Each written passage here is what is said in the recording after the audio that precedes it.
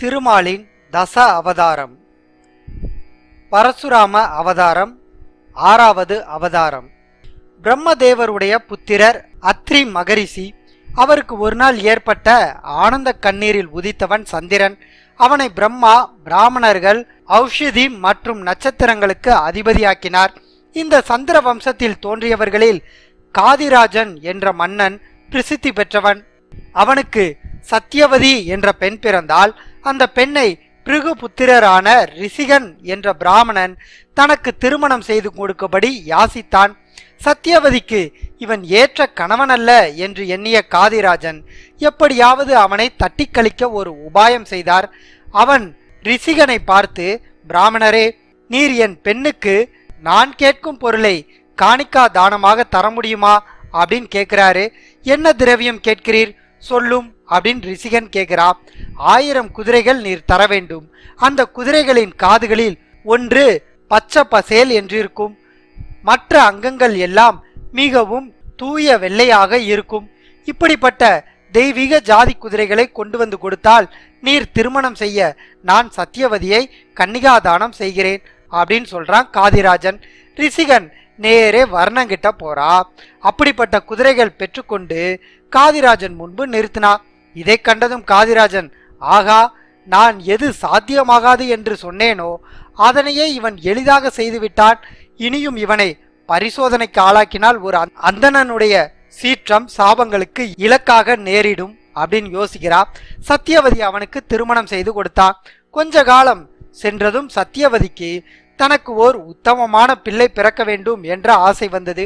அதே சமயம் சத்தியவதியின் தாய் காதிராஜனுடைய பத்தினிக்கும் அதே ஆசை ஏற்பட்டது. ஆனால் தனக்கு பிறப்பவன் பராக்கிரமசாலியாக இருக்க வேண்டும் என நினைத்தால் அவர்கள் இருவரின் ஆசைகளையும் நிறைவேற்றும் பொருட்டு ரிசிகன் யாக பிரசாதமான 2 கவலை அன்னத்தை வீட்டிற்கு எடுத்து வந்தான். அவைகள்ல ஒன்றில் உத்தமமான ஞான குழந்தை பிறக்குமாறு மந்திர உச்சாடனம் செய்தான்.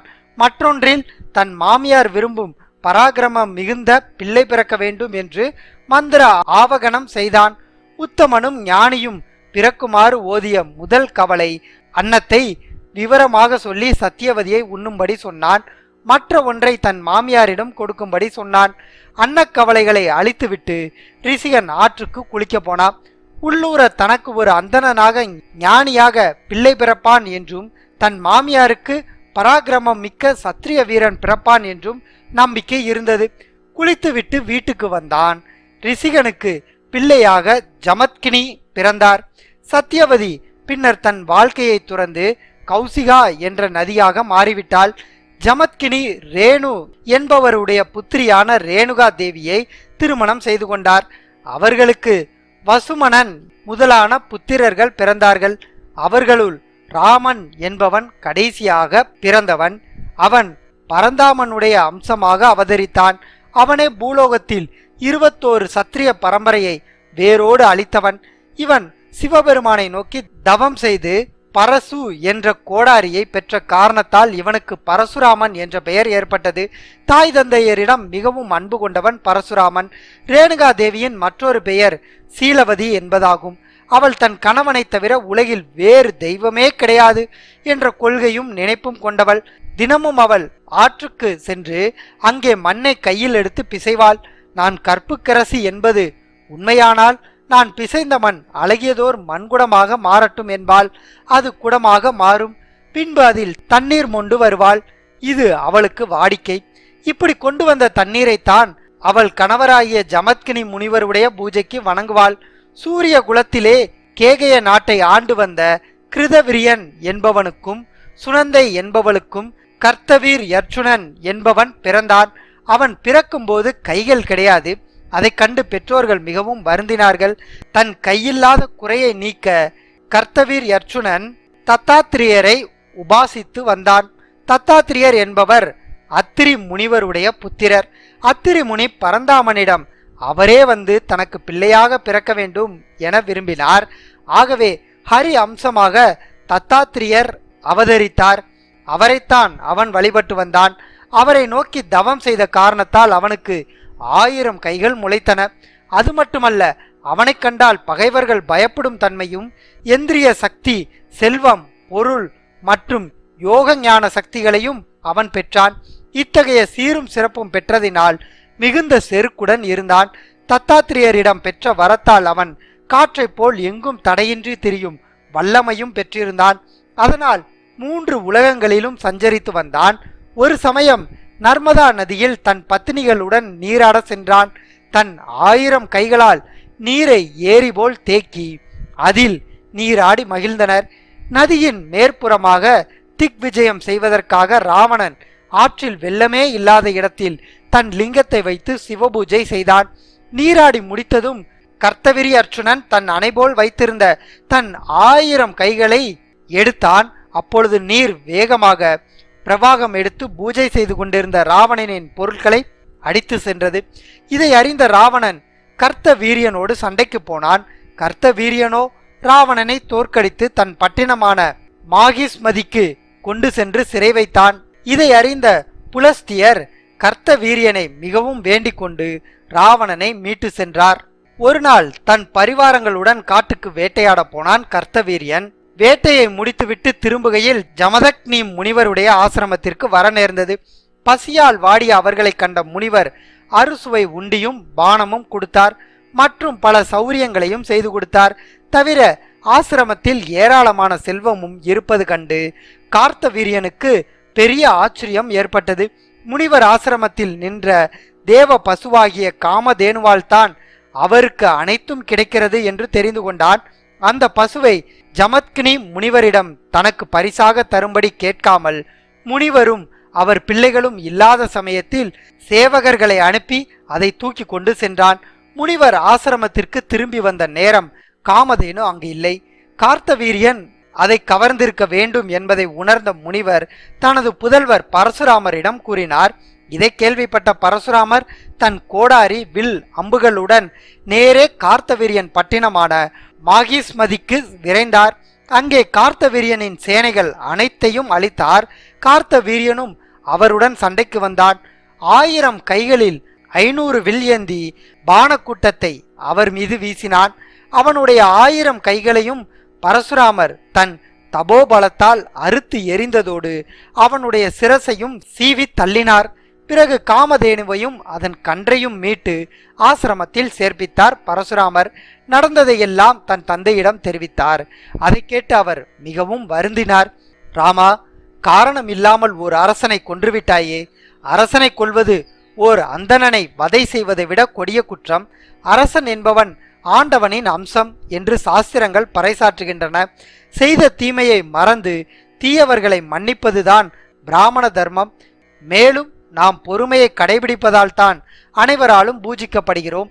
இத்தகைய பெரும் பாவத்தை செய்வதற்கு பிராயச்சித்தமாக தீர்த்த யாத்திரைக்கு போய் பல புண்ணிய கஷேத்திரங்களை தரிசனம் செய்துவிட்டு வா அப்படின்னு சொல்றாரு.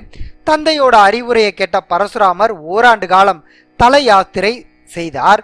பிறகு ஒரு நாள் நீர்நிலைக்கு சென்ற ரேணுகா தேவி தரையில் குனிந்து குடம் செய்வதற்குரிய மண்ணை அள்ளினாள். அப்படி அவள் அள்ளும்போது ஒரு தேவபுருஷன் உருவம் நீரில் நிழலாடுவதை கண்டாள். இது யார் என்று சற்று மேலே உற்று பார்த்தால் கற்பின் நிறைக்கு பதில் களங்கம் தெரிந்தது. கூட்டியெடுத்த கைமண் குடமாகவில்லை. ஜமத்கினி முனிவர் தன் பூஜைக்கு தண்ணீரை கொண்டு வர சென்றவள் இன்னும் வரவில்லையே என்று சிந்திக்கிறார். தன்னோட ஞான திருஷ்டியால் அவள் கற்புக்கு களங்கம் ஏற்பட்டதை அறிகிறார். சினம் பொங்க தன் புதல்வர்களை வரவழைத்து அழுக்கு உள்ளம் கொண்ட தாயை கொல்லுமாறு கர்ஜித்தார். மற்ற பிள்ளைகள் அனைவரும் தயங்கினாங்க. தந்தை சொல் மிக்க மந்திரமில்லை என்பதற்கேற்ப பரசுராமர் தன் பரசு என்ற ஆயுதத்தை எடுத்தார். அன்னையின் மீது வீசுறார். அவளோட தலை கீழே விழுந்தது. கூடவே சகோதரர்களின் தலையும் உருண்டன. ஜமத்கினி முனிவருக்கு சாந்தம் வரவில்லை. என்றாலும் தன் சொல்லை காப்பாற்றிய பிள்ளையை ஏறிட்டு பார்த்தார். ராமா, உனக்கு என்ன வர வேண்டுமோ கேள் அப்படின்னு சொல்றாரு. பரசுராமர், இறந்த என் தாயையும் சகோதரர்களும் உயிரோடு எழ வேண்டும். அதோடு நான் அவர்களை கொன்றேன் என்ற நினைப்பின் நிழல் கூட அவர்களுக்கு தெரியக்கூடாது என்று வரம் கேட்டார். மற்றபடி அன்னை உயிர்த்தெழுந்ததை முன்னிட்டு ரேணுகா தேவியேதான் மாரியம்மன் என்றும் தலை மட்டும் மாரியம்மன் கோயில்களில் வைத்து பூஜிக்கப்படுவதற்கு பரசுராம அவதார நிகழ்ச்சியே காரணம் என்றும் சொல்லப்படுகிறது. ஜமத்கினி முனிவர் சம்பந்தக்கினி முனிவரானார். இறந்த தாயும் சகோதரர்களும் உயிர் பெற்று எழுந்தனர்.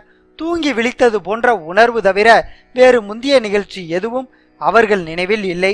தம் தந்தையை இழந்த கார்த்த வீரியன் புதல்வர்கள் ஜமத்கினி முனிவரிடமும் பரசுராமரிடமும் பகைமையை பாராட்டி வந்தார்கள். அதனால் பழிக்கு பழி வாங்க தீர்மானித்தார்கள். ஒரு நாள் ஜமத்கினி முனிவர் ஆழ்ந்த நிஷ்டையில் இருந்தார். பரசுராமனும் தன் சகோதரர்களுடன் ஆசிரமத்தை விட்டு வெளியே போயிருந்தார். ரேணுகாதேவி மட்டும் ஆசிரமத்தில் இருந்தாள். அப்பொழுது ஆசிரமத்தில் கார்த்த வீரியனின் புதல்வர்கள் ரகசியமாக நுழைந்தனர். அவர்களில் ஒருவன் கையில் வெட்டறிவாளுடன் முனிவர் பக்கம் போகும்போதே ரேணுகாதேவி சிரசு வெடிக்கும்படி கதறினாள். அரசகுமாரர்களே, அவர் ஓர் அந்தன சிரேஷ்டர் மகா முனிவர், தயவு செய்து அவரை வெட்டி வீண் பழிக்கு ஆளாகாதீர்கள் அப்படின்னு அலறா. நச்சுப்பகை கொண்ட அந்த ராஜன்மார்களுக்கு அவளுடைய கூக்குரல் நரகமாக இருந்தது. ஓங்கின வாள் மேலும் உயர்ந்தது. ஒரே வெட்டு ஜமத்கினி முனிவரின் தலை தரையில் உருண்டது. சீலவதியின் கண்ணீர் இரத்தமும் கரை புரண்டு தரையை நனைத்தது.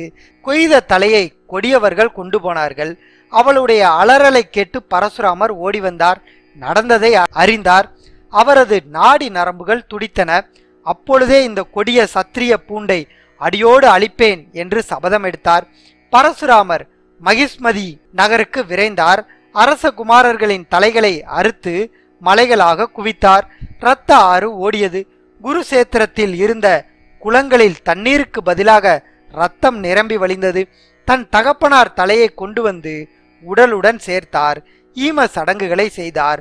பூமியில் உள்ள சத்திரிய வம்சம் அற்றுப்போகும்படி 21 திக்விஜயம் செய்து வேறறுத்தார். அந்த பாவம் தீர வேள்வி செய்தார். அந்த வேள்வியில் கிழக்கு திசையை அத்துவரியவுக்கும், வடக்கை உதகாதாவுக்கும், மத்திய தேசத்தை ஆசியப்பருக்கும், ஆரிய வர்த்தத்தை உபதிருஷ்டாவுக்கும், அதற்கு அப்பால் உள்ள பிரதேசத்தை சதசியர்களுக்கும் அளித்தார். சரஸ்வதி நதியில் சுபவிருத ஸ்நானம் செய்தார்.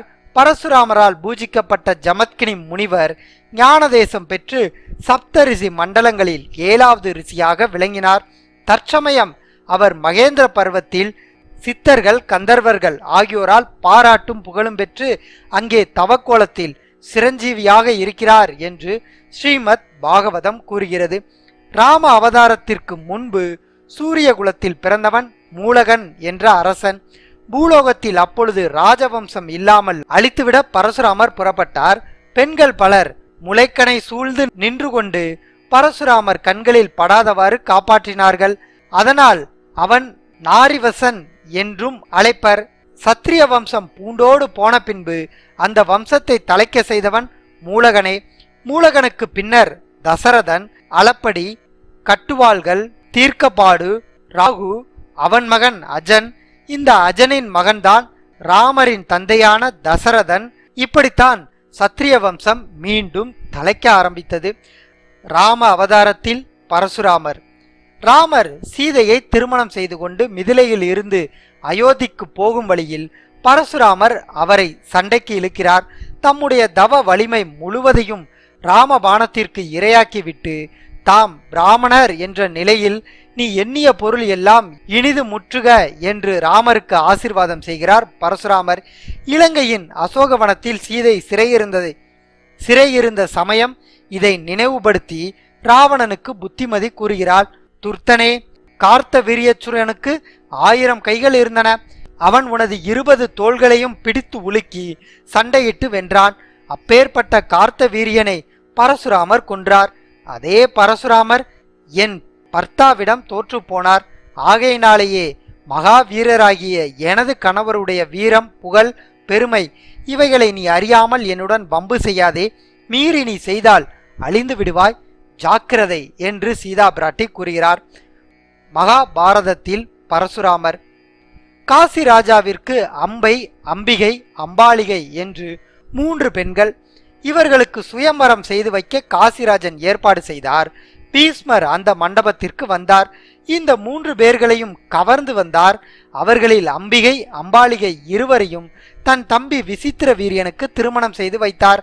அம்பையோ பீஷ்மருடைய தம்பியை திருமணம் செய்ய மறுத்துவிட்டாள். அவள் தான் சாளுவ மன்னனை விரும்புவதாக கூறினாள்.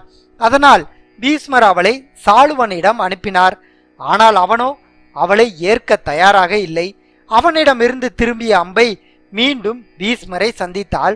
சாளுவ மன்னன் என்னை மனம் செய்து கொள்ள மறுக்கிறான்.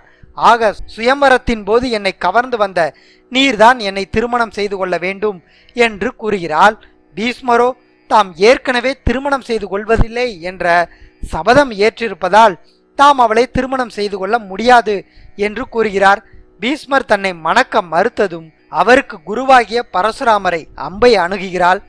தங்கள் சீடர் என்னை சுயம்பர மண்டபத்திலிருந்து தூக்கி வந்து விட்டார். ஆக அவர் என்னை சம்பிரதாயமாக கல்யாணம் செய்வதுதான் சத்திரிய மரபு.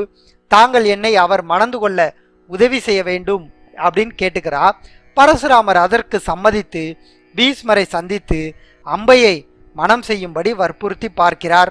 பீஷ்மர் அதற்கு மசியவில்லை. அதனால் உடனே போர் செய்தார். பீஷ்மர் நான் காக்கும் விரதத்தை முன்னிட்டு என் குருவுடன் மோதி செத்தாலும் சாவேனே ஒழிய விரதத்தை மீறி நரகத்திற்கு போவதற்காக உயிர் வாழ மாட்டேன் என்று பரசுராமருடன் ஆவேசமாக போர் புரிந்தார்.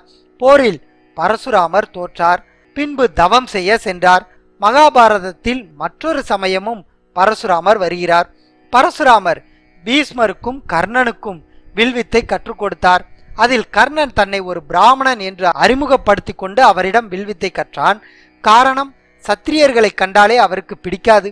ஒரு நாள் கர்ணனுடைய தொடையில் தலை வைத்து பரசுராமர் தூங்கிக் கொண்டு இருந்தார். அது சமயம் இந்திரன் ஒரு வண்டு உருவம் எடுத்தான். கர்ணனுடைய துடையை துளைத்து கொண்டே சென்றான். கர்ணனுக்கு ஒரே வேதனை. அவன் துடையிலிருந்து ரத்தம் கசிந்து பெருகி கொண்டு இருந்தது. கசிந்த இரத்தத்தின் ஈரம் பரசுராமர் கழுத்தில் படவே தூங்கிக் கொண்டிருந்த அவர் எழுந்தார்.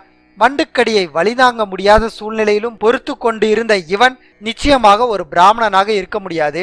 நீ உண்மையில் ஒரு சத்திரியன் தானே, உண்மையை கூறிவிடு அப்படின்னு சொல்லி கேட்கிறாரு பரசுராமர். கர்ணனும் தான் ஒரு சத்திரியன் என்பதை ஒப்புக்கொண்டான். பொய் சொல்லி அவரை ஏமாற்றியதை அவரால் ஜீரணிக்க முடியல. அதுக்காக ஒரு சாபத்தை அவர் கொடுத்தார்.